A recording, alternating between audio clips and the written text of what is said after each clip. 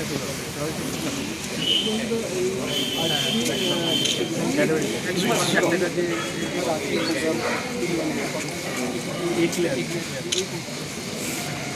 Doctor যে আগামীকাল আছে সিএমওই স্যারও ব্যস্ত থাকবেন, আপনিও ব্যস্ত আছেন।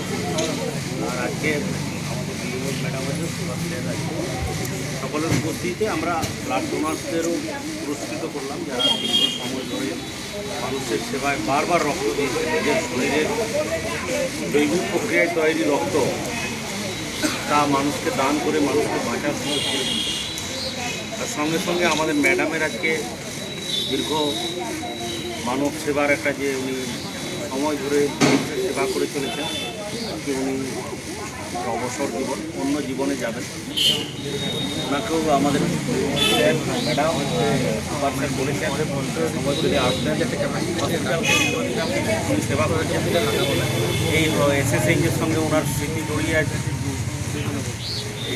এই আমাদের ডেবরার মানুষের সঙ্গে ওনার স্মৃতি জড়িয়ে আছে। ম্যাডামকে আমিও অনুরোধ করছি বারবার আসবেন।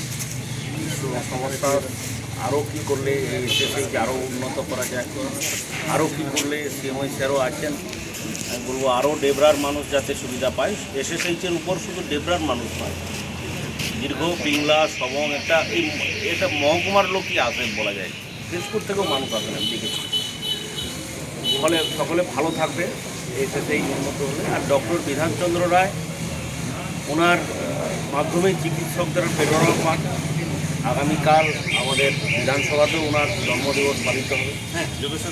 আর চিকিৎসক দিবসকে আমরা আরও ভালো করে, চিকিৎসকরা সারা বছর ধরে যে সেবাটা দেন, ওনারা ভালো থাকুক, সুস্থ থাকুক।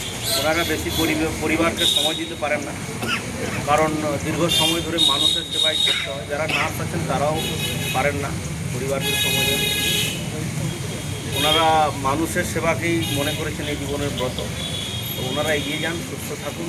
চিকিৎসক দিবসের প্রারম্ভে আগামীকাল আছে, আমি ওনাদের প্রতি শুভেচ্ছা জানাই।